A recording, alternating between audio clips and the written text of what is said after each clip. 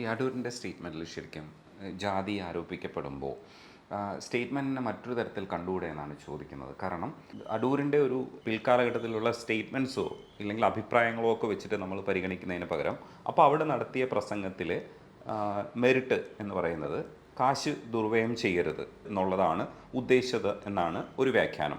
രണ്ടാമത് ഈ സ്ത്രീകളെ അധിക്ഷേപിച്ചോ ഇല്ലേ എന്നുള്ളൊരു ചോദ്യമാണ്. അപ്പോൾ ഇത് രണ്ടു കൂട്ടർക്കാണ് ഇത് കൊടുക്കുന്നത്. അപ്പോൾ ആ രണ്ടു കൂട്ടർക്ക് കാശ് കൊടുക്കുന്നത് മോശമായി പോകരുത് എന്നുള്ള ഉദ്ദേശത്തിലാണ് ഇത് വായിക്കേണ്ടത്. പക്ഷേ അടൂരിനെയും പുഷ്പവതിയെയും അവരുടെ ബാക്ക്ഗ്രൗണ്ടും കൂടെ പരിശോധിച്ചിട്ട് നോക്കുകയാണെങ്കിൽ നമ്മൾ ആ കോണ്ടസ്റ്റിലേക്ക് എത്തിപ്പോകുന്നതെന്ന് ഒരു വാദവും കൂടെ ഉണ്ട്. അതായത് അങ്ങനെ കാണേണ്ടതില്ല, അതിന് മെറിറ്റ് എടുക്കൂ, അതിൻ്റെ മെറിറ്റ് സംസാരിക്കൂ എന്നുള്ള അർത്ഥത്തിൽ ഇത്രയും ജാതിയിലേക്ക് വലിച്ചു കൊണ്ടുപോകേണ്ട കാര്യമില്ല എന്ന് വാദിക്കുന്നവരുണ്ട്. അതിനെങ്ങനെയാണ് ശരിക്കും കാണുന്നത്? അതിലൊരു കാര്യം എന്താണെന്നറിയാമോ? അദ്ദേഹം സംസാരിച്ചത് ആരെ കുറിച്ചിട്ടാണ്? SC/ST പിന്നെ സ്ത്രീകൾ രണ്ടു കൂട്ടർക്കാണ് നമ്മൾ ഈ സബ്സിഡി ഇല്ലെങ്കിൽ ഈ തരത്തിൽ കാശ് കൊടുക്കുന്നത്. വെറുതെ സ്ത്രീകൾക്ക് കാശ് കൊടുക്കരുത്, അത് പിന്നെ അവർക്ക് കുറേ ട്രെയിനിങ് ഒക്കെ കൊടുക്കണം എന്നൊക്കെയാണല്ലോ അദ്ദേഹം പറഞ്ഞത്. അല്ല, അതിൻ്റെ ഉള്ളിൽ അങ്ങനെ നമുക്ക് വായിക്കാൻ പറ്റും. അതൊരു ഉള്ളിലെ വായന അല്ലേ എന്നാണ് നമുക്കതിനെ. പിന്നെ SC/ST ആളുകളും അതിലുണ്ടല്ലോ. അപ്പോൾ ഇവർ മാത്രം പഠിച്ചാൽ മതിയോ? അതായത് ട്രെയിനിങ് ഒക്കെ കിട്ടിയാൽ മതി, ഇവർക്ക് മാത്രം ട്രെയിനിങ് കൊടുത്താൽ മതിയോ? പോരാ. ഇല്ല, അത് പൊതുവായിട്ടാണ് പറയണത് വെച്ചെങ്കിൽ നമുക്കതിലൊരു വിഷയം തോന്നില്ല. സ്ത്രീകൾക്കും SC/ST വിഭാഗങ്ങൾക്കും സർക്കാർ നൽകുന്ന 1.5 കോടി രൂപയെ കുറിച്ചിട്ടാണല്ലോ പറഞ്ഞത്. അപ്പോൾ അവർക്ക് ട്രെയിനിങ് കൊടുക്കണം എന്നൊക്കെ പറയുമ്പോൾ ഡോക്ടർ ബിജു ഒക്കെ എങ്ങനെയാണ് സിനിമ എടുത്തത്? 15ഓളം സിനിമ എടുത്തത് വല്ല ട്രെയിനിങ്ങും കിട്ടിയിട്ടാണോ? അപ്പോൾ ഈ നിയറസ്റ്റ് ആയിട്ടൊരു ഉദാഹരണം ഞാൻ പറയാം. എൻ്റെ ക്ലാസ്മേറ്റ് ആയിട്ടുള്ള സായി കൃഷ്ണ എന്ന് പറയും, അവളുടെ യഥാർത്ഥ പേര് സിന്ധു ഗംഗാധരൻ എന്നാണ്. ആ കുട്ടി ഇതുപോലെ സ്ക്രിപ്റ്റ് എഴുതിയിട്ട് വലിയ ഒരു ബഡ്ജറ്റായിട്ടുള്ള സിനിമയായിരുന്നു ഉദ്ദേശിച്ചത്. പക്ഷേ പ്രൊഡ്യൂസർമാരുടെ പിന്നാലെ നടന്നുള്ള ചെരുപ്പ് തേഞ്ഞു. പിന്നെ പ്രത്യേകിച്ച് പറഞ്ഞ പോലെ ഒരു സ്ത്രീയല്ലേ, പണം എന്ന് പറയുന്ന ഒരു സംഗതി ഒരു തരം വേറെ തരത്തിലുള്ള ഒബ്ലിഗേഷൻ ഉണ്ടാക്കുന്ന ഒരു സംഗതി കൂടിയാണ്. നമ്മൾ സർക്കാരിൽ നിന്ന് പണം വാങ്ങിക്കുന്ന പോലെയല്ല പ്രൊഡ്യൂസർമാരുടെ അടുത്ത് നിന്ന് നമുക്ക് ഒരു സ്ത്രീ എന്നുള്ള നിലയ്ക്ക് പലപ്പോഴും പരിമിതികൾ ഉണ്ടാകാറുണ്ട്. അപ്പം ഇവളിങ്ങനെ പല പ്രൊഡ്യൂസർമാരെയും പിന്നാലെ നടന്ന് കാല് ചെരുപ്പ് തേഞ്ഞു എന്നൊക്കെ എൻ്റെ അടുത്ത് പറഞ്ഞത് എനിക്ക് ഓർമ്മയുണ്ട്. അങ്ങനെ ഒരു ചെറിയ സ്ക്രിപ്റ്റും കൊണ്ട് വേറൊരു പ്രൊഡ്യൂസറിൻ്റെ അടുത്ത് ചെന്നപ്പോഴാണ് അത് ഓക്കെ ആയത്. വളരെ ചെറിയ, അത് സത്യം പറഞ്ഞാൽ ഒരു 1.5 മണിക്കൂറൊക്കെ ഉള്ളൂ അത് സിനിമ. സീ ഓഫ് ലവ് എന്നാണ് ആ സിനിമയുടെ പേര്. വളരെ മനോഹരമായിട്ടാണ് കുട്ടി ആ സിനിമ എടുത്തേക്കുന്നത്.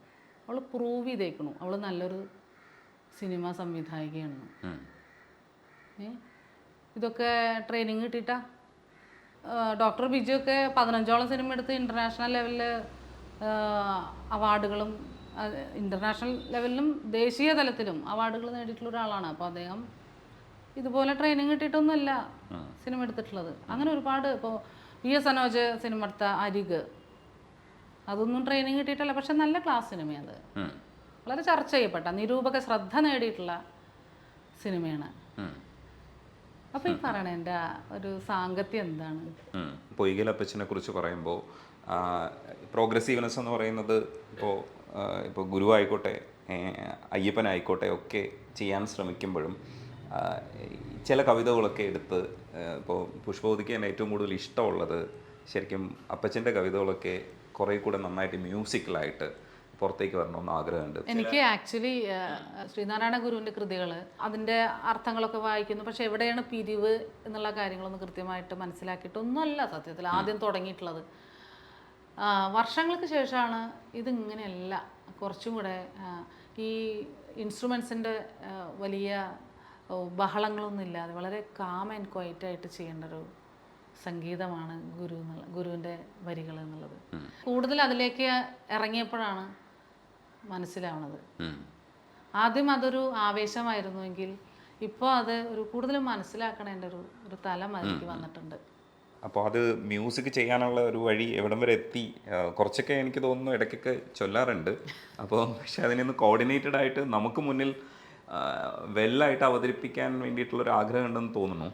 ഞാൻ പല സന്ദർഭത്തിലും അത് പിന്നെ എനിക്ക് കിട്ടുന്ന വേദികളിലെല്ലാം ഗുരുവിൻ്റെ കൃതികൾ ഏതെങ്കിലും ഒന്ന് പാടാറുണ്ട്. സദാചാരം, അല്ലെങ്കിൽ ദൈവദശകം പൊതുവെ ഒരു പറച്ചിലുണ്ട്. നമ്മളൊരു ബാൻഡ് മ്യൂസിക് അല്ലേ പൊതുവെ, എൻ്റെ പരിപാടികൾ മിക്കവാറും ബാൻഡ് മ്യൂസിക്കാണ്. അപ്പം ദൈവദശകം ഒഴിവാക്കിയിട്ട് ഒന്നുകിൽ Bhadrakali Ashtakam. It's very difficult to sing. വെച്ചാൽ വേറൊന്നുമല്ല, അത് പഠിക്കാൻ ഭയങ്കര ബുദ്ധിമുട്ടുള്ള ഒരു കൃതിയാണ് ഭദ്രകാളി അഷ്ടകം നാരായണ ഗുരുവിൻ്റെ.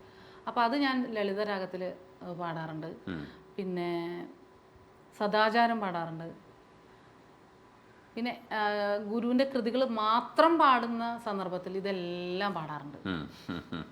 ഇപ്പം ഏതെങ്കിലും ഒന്ന് ചൊല്ലാം, ഗുരുവിൻ്റെ ചൊല്ലിയിട്ട്. ഓ പാടാം. ഗമധാമായ ഗമഗരിക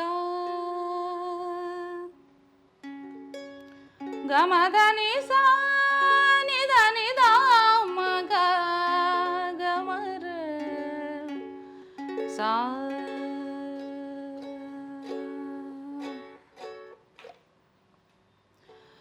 ശ്രീമച്ഛങ്കര പാണി പല്ലവ കിരല്ലോലംബമാലോല സന്മാലോല കലാപകാളകബരി ഭാരാവലി ഭാസുരേ കാരുണ്യാമൃതവാരി രാശിലഹരി പീയൂഷ വർഷാവലിം ബാലാംബാം ലളിതാളകാമനുദിനം ശ്രീഭദ്രകാളിം ഭജേ ഹേലാദാരിദാരികാസുരശിരഃ ശ്രീ വീരപാണോന്മദ ശ്രേണി ശോണിത ശോണിമാധരപുടീം വീഡിരസസ്വാദിനീം പാടിരാതിസുഗന്ധി ചൂചുകതടീം ഷാഢി കുടീരസ്തനീം ഘോടി വൃന്ദ സമാനധാടിയുധീം ശ്രീഭദ്രകാളിം ഭജേ ബാലാർക്കായുധ കോടി ഭാസുര കിരീടാമുക്തമുഗ്ധാളക ശ്രേണി നിന്ദിതവാസികാമരു സരോജ കാഞ്ചലോരു ശ്രിയം വീണാവാദന കൗശലാശയശയശ്രാനന്ദ സന്തായിനിം അംബാമംബുജലോചനാമനുദിനം ശ്രീഭദ്രകാളിം ഭജേ മാതംഗശ്രുതിഭൂഷിണീ മധുധരി വാണി സുധാമോഷിണീ ഭ്രൂവിക്ഷേപ കടാക്ഷ വീക്ഷണ വിസർഗക്ഷേമ സംഹാരിണീ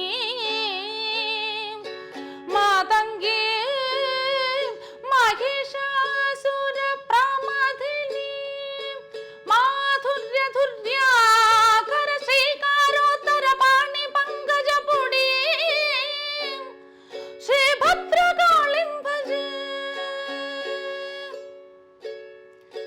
മാതംഗാനന ബാകുലേയ ജനനീ മാതംഗ സംഗാമിനീ ചേതോഹാരിതനുച്ഛവീം ശബരികാ ചക്ഷുക്ഷ്മദീം അംബികാം ജൃംഭത്രൗഢനി സുംഭ സുംഭമദിനീം അംബോജ ഭൂപൂജിതാം സമ്പത് സന്തതിദായിനീം ഹൃദി സദാ ശ്രീഭദ്രകാളിം ഭജേ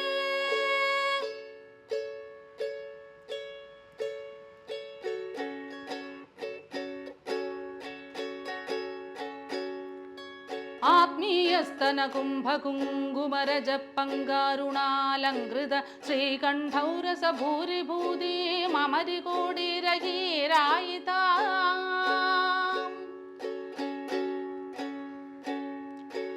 ആത്മീയസ്തന കുംഭകുങ്കുമരജ പങ്കാരുണാലങ്കൃത ശ്രീകണ്ഠൗരസ ഭൂരിഭൂതി അമരികോടിരഹീരായിത നാഭീകൂപ സരോജ കാന്തി വിലസച്ഛാദോദരീം ശാശ്വതീം ദൂരീകുർവൈ ദേവി ഘോരദുരിതം ശ്രീഭദ്രകാളിം ഭജേ കാളാംബോധകളായ കോമളതനുച്ഛായാശിതി ഭൂതിമത് സംഖ്യാനാന്തരിതസ്തനാന്തരലസന്മാലാകിലൻ മൗത്തികാം നാഭീകൂപ സരോജ കാന്തി വിലസച്ഛാദോദരീം ശാശ്വതീം ദൂരീകുർവൈ ദേവി ഘോരദുരിതം ശ്രീഭദ്രകാളിം ഭജേ. ഓ ഇതില് പെട്ടെന്ന് എനിക്ക് വരി ഒരു കൺഫ്യൂഷൻ വന്നു ലാസ്റ്റ്. ഇന്ന് ഞാൻ ചെമ്പഴന്തിയിൽ പോയിട്ട് ഇത് പാടിയിട്ടേ ഉള്ളൂ, ഫുൾ ഒറ്റ ഇതില്. അപ്പോൾ എനിക്കൊരു മറവി ഉണ്ടായിരുന്നില്ല. ഇപ്പോൾ എന്താണെന്നറിയില്ല.